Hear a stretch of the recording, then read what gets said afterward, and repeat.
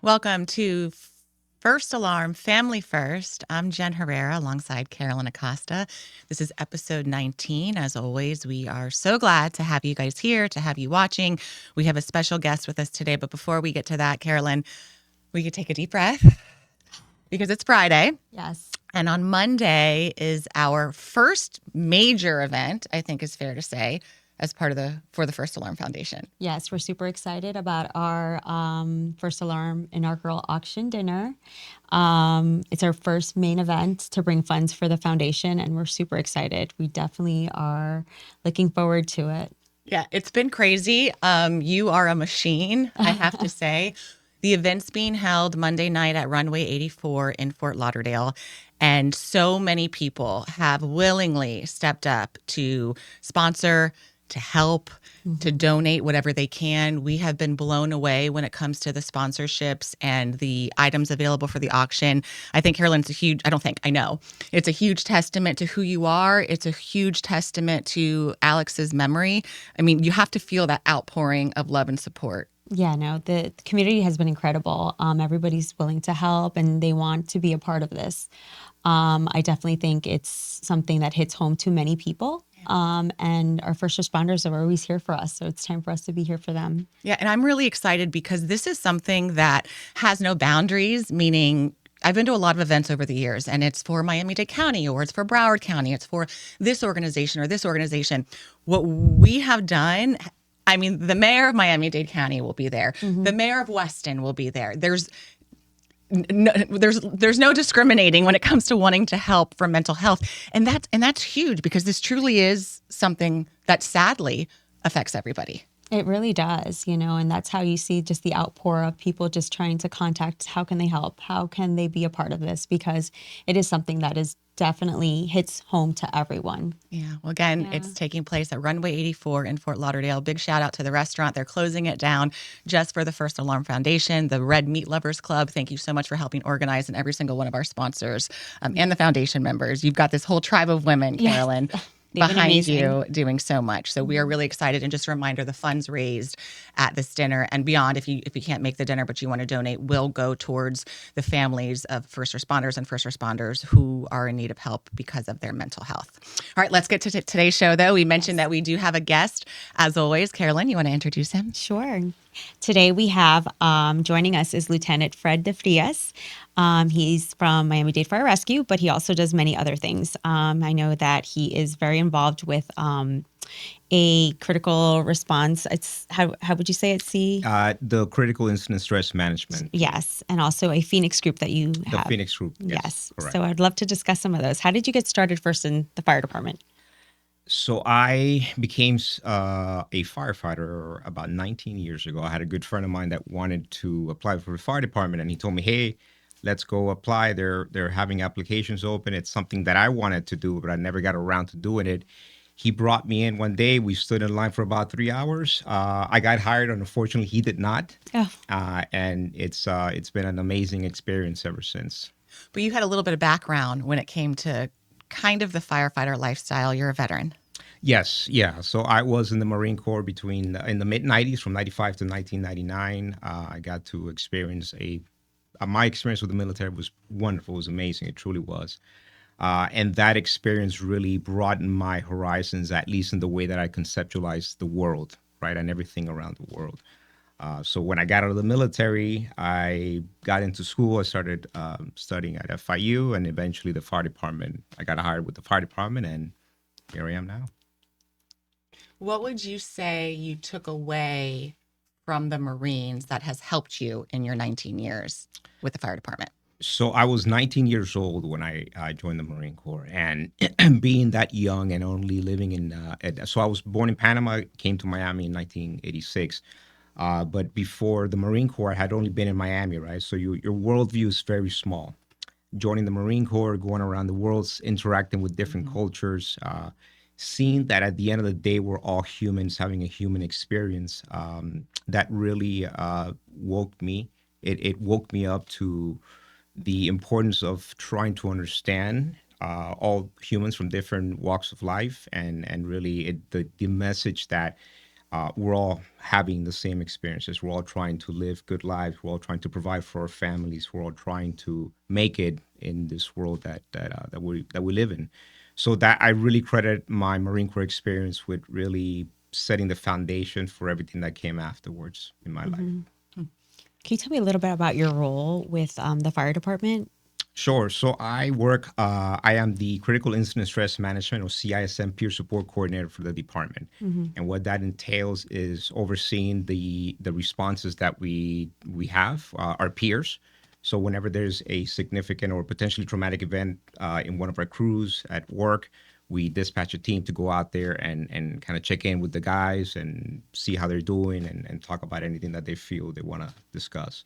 So I oversee that portion of it, the educational component. We try to make sure that all of our peers are competent in what they do, and any other initiative that comes up, any sort of station visits. So we do a lot of that too. We check in the stations randomly and just check in with the guys and see how they're doing, Hmm. see what any prevailing things they're talking about or themes are surfacing, and we try to address those. Speaking of themes, what are the themes? Can you share those with us, Fred? Like, what are the themes right now, for instance, that you're hearing most when you go into the stations? So we struggle a lot with relationships, Hmm. relationship management, and the fire department can be a very difficult thing. Within their peers or at their family relationships? So within each other, Okay. but with our families at home too. I think a lot of times we forget how important our families truly are in the work that we do. We at the station, it's a certain dynamic, but sometimes we take that same dynamic back home, and Hmm. we forget that our family members are not at the station. They're not firefighters, right? Right. And sometimes that disconnect between our families and the work that we do can be a source of stress. Sleep issues, right? So we Hmm. always know that when someone is not sleeping well, or you're having a disrupted sleep cycle, you're not able to think very well. Mm-hmm. So that causes emotional reactivity. Once you have emotional reactivity, then it's very difficult to deal with the stressors at home. Hmm. So all those things kind of all are all interwoven, and they produce the end results, which is a lot of broken relationships, divorce rates. Having said that, we in the fire department, we are a very family friendly organization. So at any Hmm. given moment, we'll have family members at the station. So it's a paradox that we are very family friendly, but when it comes to our personal life, Hmm. we fault in that sometimes. And I think one of the ways that we can get around it is just being open with our spouses or significant others, and explaining little things like, hey, last shift was pretty difficult. When I get home, I'm gonna need some time before I can engage in whatever responsibilities we have here at the house. Hmm. The spouses have to get on board too, though, because a lot of times we're so busy. We're like, yeah, yeah, yeah, yeah, yeah. Okay, I got to go do this. So it's not just Right. having those conversations with the firefighters at the station, That's true. but that's why we're here, is reminding the spouses that we have a role in this too. Absolutely. And Hmm. and so one of the things that we're working on is really developing that family component, right? Developing classes where we can invite the spouses and anyone else that the firefighter identifies as being part of their family, and explaining to them what we're doing at work and how that can translate sometimes into family life. And at the same time, explaining to the firefighters that when we're at work, but when we're a family, it's time to disconnect, right? It's time to disconnect and be with your family, and remind ourselves that we're also husbands, wives, brothers, sisters. We have all these other roles that we embody as humans, and I think it's important for us to sort of disconnect from work when it comes to that. But again, going back to the family issue, we're always entrenched. Families are entrenched in the activities, and that's also a protective factor. The fact that we are Hmm. constantly doing activities with them Right. that are supported by our benevolent or by the local and the department. Hmm. Do you see any more future incentives with that, with the families and stuff? Because we were talking about having like family nights and maybe us going there. Do you see any other future plans like that? Absolutely. I think we're one of the areas where we can make a big impact would definitely be with our new recruits. So while they're in recruit training, we have them for a set amount of time, and I think that's the time to really get at them and start introducing these concepts and these new norms, right? And introducing to them like this, hey guys, this is how we're gonna do things. This is how you can get ahead of some of the issues that you may encounter for the next 25 to 30 years. And I think if we do that, if we can do that in an aggressive way and in a very competent way. But it's taken a little bit of time just to figure out what that perfect mix is to do that. Being a part of CISM, I believe I know the answer to this, but I'm just curious, as far as major incidents, what are you most proud of as far as an incident where you guys responded and you feel you made a true difference? I think a lot of my colleagues would agree, probably Surfside. Once we got dispatched to Surfside, we set up our command within ourselves, and we were able to get a lot of peers. We got peers from all over the state, actually. So not only our peers from the department, but peers from the city of Miami, Coral Gables, from Broward County, West Palm Beach. So everyone came out to help us. And we developed a system where we were infiltrated in the everyday workings of the entire event. But we weren't too intrusive. We were just kind of always there in the background. And when people needed to talk, they felt comfortable talking to us, right? So I think we did a really good job with that. Is that the trick, do you think, Fred? It's not being overly intrusive and just, it's kind of like you've got an 18-year-old, I have teenagers, Carolyn has a teenager. It's kind of like raising teenagers in a way where you're there, you let them know that you're there, you're going to help.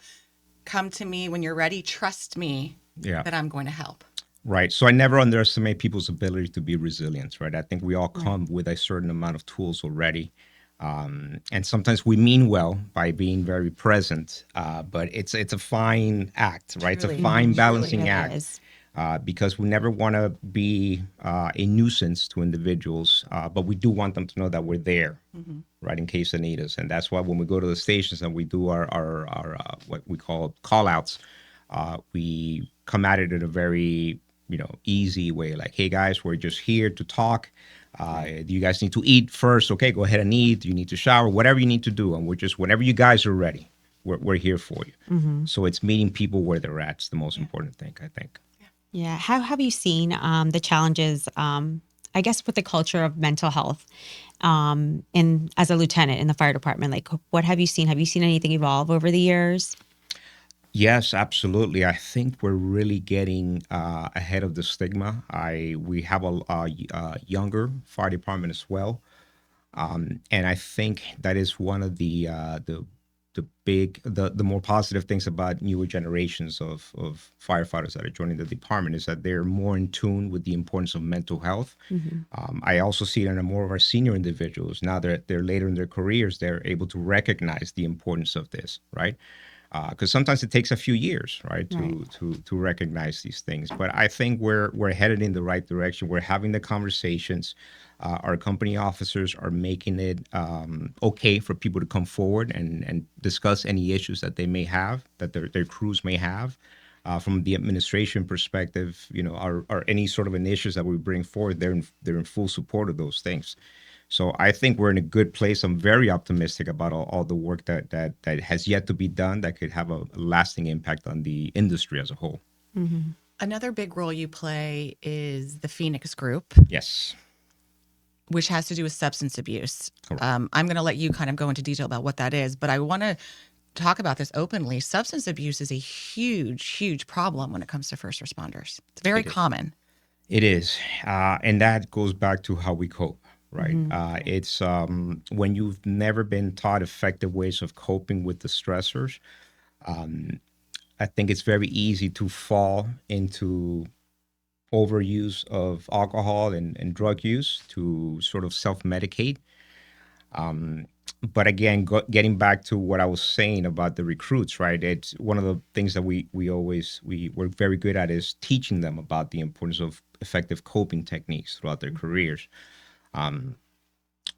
Yes, in the fire industry, we do have issues with alcohol, and we do have some issues with drug use, and we lose a lot of good people to that every year. But we are now able, because of the Phoenix Group, we're now able to catch those individuals and make it okay for them to come forward and say, hey, we know you're struggling. This is a place where you can come and be vulnerable with us, and we have your back, and we're going to tell you how we do things or how you can also cope with life more effectively without the use of drugs and alcohol. And we've been very successful at it. How do we contact you if, let's say, I'm someone struggling? We just So for the Phoenix group, we have our flyers all over the stations. We do have a Facebook page. I believe it's called Phoenix Group Firefighters. I could certainly share that information with you guys so you guys could disseminate it. But they could send, or they could go on the page and send us a message. Our flyers have our contact information, our phone numbers. We always we've only closed doors, I think, 2 times in the last 5 years. One time was Thanksgiving, another time was just that we just didn't have anyone that was able to attend. I say that because one of the most important things is we're telling people that we're here for you. And when we say that, we truly mean it, as in there's always someone that's going to be at the door waiting for you to get there. So there's 5 main members, and we always alternate we always make sure someone's there.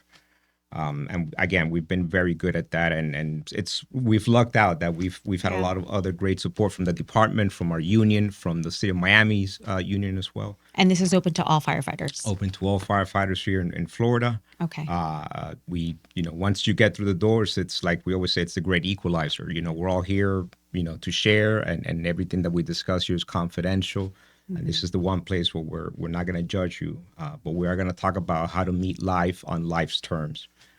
And help you reconnect with your family, reconnect with your spirituality, reconnect with your love of the job too. Fred, what do you say to the man or woman who's watching right now and they're reluctant because they're like, I'm not going to that group. So-and-so's there and he's a chismoso and he's going to tell everybody what I said. And then my job feels threatened, because that's the reality of it. That you're absolutely right. That is a belief that a lot of firefighters have when it comes to any sort of initiative that's led by firefighters. And we understand that, we get that. All we ask is that you come in. You can come in and just sit down and not say anything and just kind of see how we run things.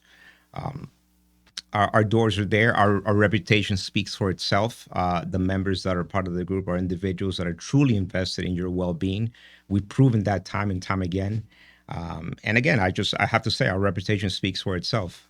But if anyone wants to have, and it happens all the time, people call me first and they'll call me several times before they actually make it to an actual meeting. We've had people come to the parking lot and say, you know what, I'm out. And that's fine. I say, okay, no problem. Just when you're ready, we're here. And that's what we really want people to know, that whenever you're ready, we are here for you. Baby steps. Sometimes. Absolutely, of course. Sure. Yeah. Small wins, right? So it's about small wins sometimes. Do you have, because oftentimes when we speak to people on this show and just in conversation, there's a personal connection. There's a personal reason. You were a Marine. You were a firefighter in the field. When it comes to the Phoenix group with recovery from substance abuse, is there a personal reason? Sure, absolutely. I lost a very good friend of mine, a high school friend of mine, probably about 8 years ago, I think, to drugs and alcohol. He was a lieutenant with a department here in Florida, and it was something that was it was impactful for me. It was impactful because I felt guilty that there were many times that I saw signs, and in retrospect, we always do that at the Monday morning quarterbacking, where you look back and say, man, maybe I could have done this, maybe I could have done that, and I didn't, right? So I lived with that guilt for a few years. I've made peace with that through the help of the Phoenix group, my brothers and sisters in that group, and through my own personal journey that I've endured as a result of that.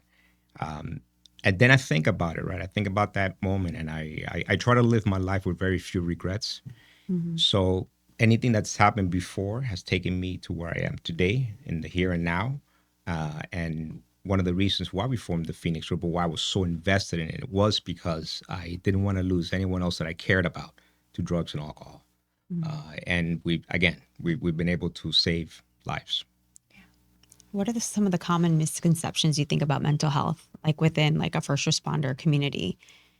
That's a very good question. So guys tell me all the time, Fred, if I get diagnosed with some sort of mental health issue, they're going to get me out of the truck, or I'm going to lose my job, or I'm not going to be a firefighter anymore. And what I tell people all the time is that just that how you had any other medical condition, you can still do the job.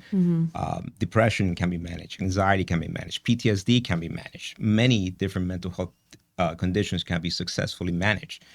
But you got to do the work. There's things that you have to do, whether it be taking medication, whether it be attending regular group meetings, whether it be attending regular one-on-one therapy. So I tell those individuals to, let's just start by having a conversation. Right? Right. Let's just have a conversation about what you feel you're struggling with, and let's go from there. Right? And many different things can come from that. The reason that you're on our show right now, that the show exists, that Carolyn and I are sitting next to each other, sadly, is because Alex lost his life, lost his battle with mental health. The response that the entire community has had since Alex's passing, I don't know that we can put it into words truly. Has it increased the amount of people being willing to talk about it, do you think? Yes, absolutely.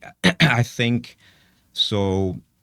Sometimes we think that these things don't affect me, right? Like, I'll never be that guy, or I'll never think like that, or this will never hit home. But one thing that is true is that we're all prone to the human condition, right? We're all prone. No one's immune to the ailments of life, to the stressors of life, and any one of us can find ourselves in a very dark place where we feel hopeless about things. So to answer your question, yes, I do feel a lot more people have come forward. We are having the conversations. One of the initiatives that we're working on in the department is training all new recruits in a modality called Question, Persuade, and Refer, QPR training. It's a 3-hour training that's designed to get people to question someone or approach someone when they're maybe having suicidal thoughts. Persuade them, right, or help them get the help that they need, and connect them to the next appropriate level of care. That initiative will, I'm very hopeful that initiative will help us save even more lives, because if we can train every single firefighter in how to approach someone in crisis, and every single officer, so we're going to work with the recruits and the brand new officers, so all lieutenants that get trained on that. As a supervisor, it's really important for you to know those things as well. So once we get that training going, I feel that that's going to have a ripple effect where we're going to be able to have people feel comfortable approaching someone else in crisis. I think that's hugely important. And I talked about this on one of the shows that my husband studied for a promotional exam recently. Granted, he's been on 20 plus years. So things are changing, things are evolving in a more positive way. But while reading, studying, there was something about mental health that he said he never got as a recruit. Right. But again, that was 20 plus years ago. So huge, I don't know about huge, but big strides have been made. Yes, definitely. And this goes back to the support that I've received from the administration. This goes back to all the tragedies that we've endured as a department, as an industry. And that's where I kind of go back to, I don't have any regrets. Like all these things, life only makes sense when you look at it backwards.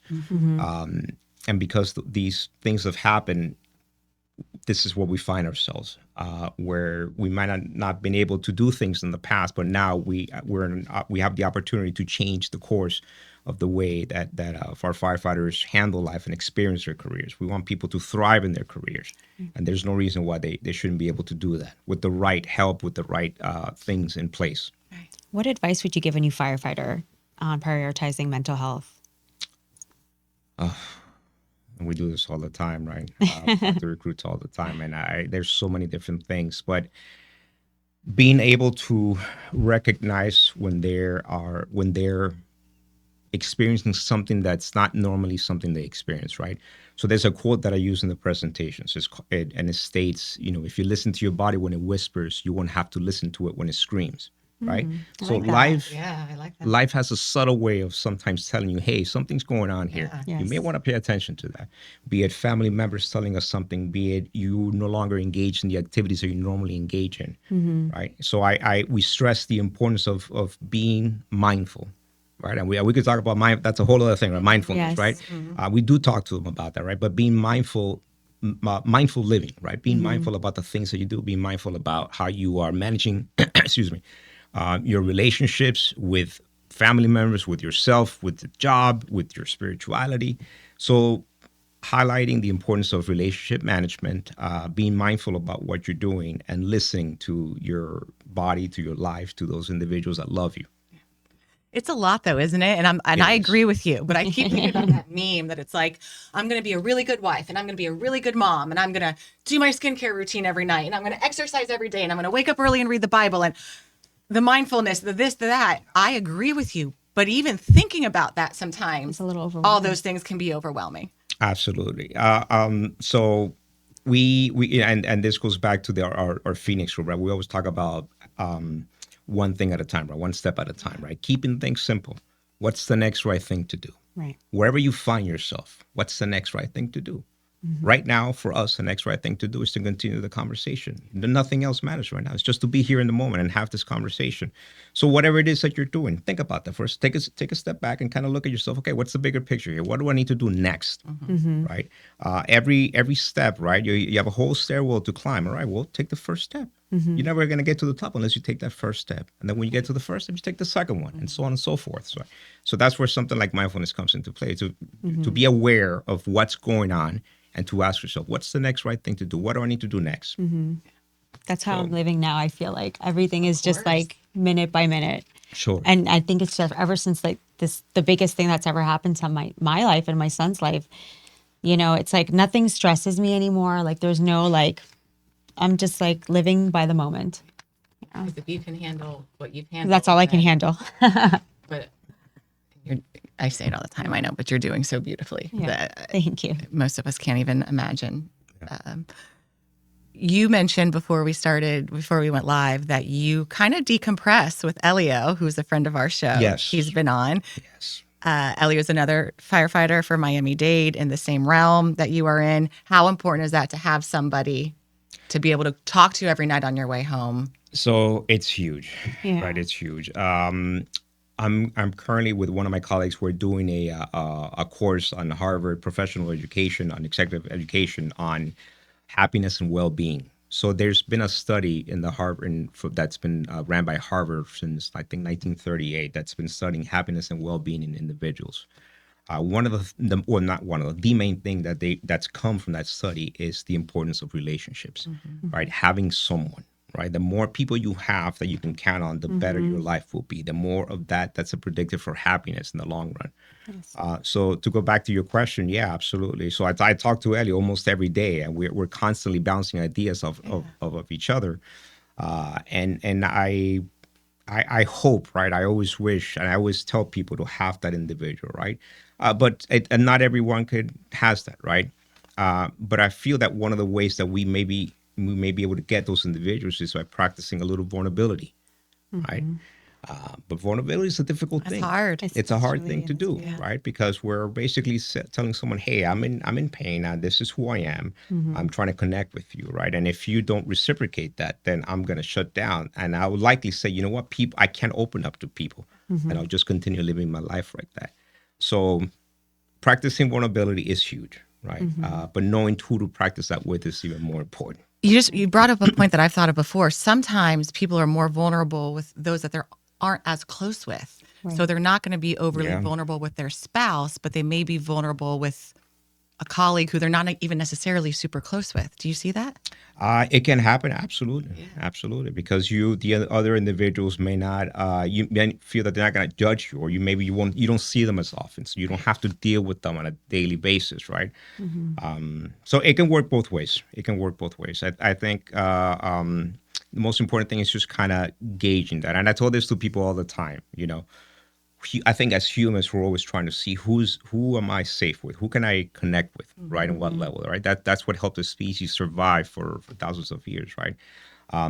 So it's all of our responsibilities to reciprocate that to other individuals, you know. And I tell people, it's not like you have to solve the problems, but if someone opens up to you and tells you something, listen to them, validate their experience as much as you can, and tell them, hey, listen, I may not be the person that can help you with that, but I can certainly connect you with the next appropriate individual and pass it on. And we tell that to our peers all the time.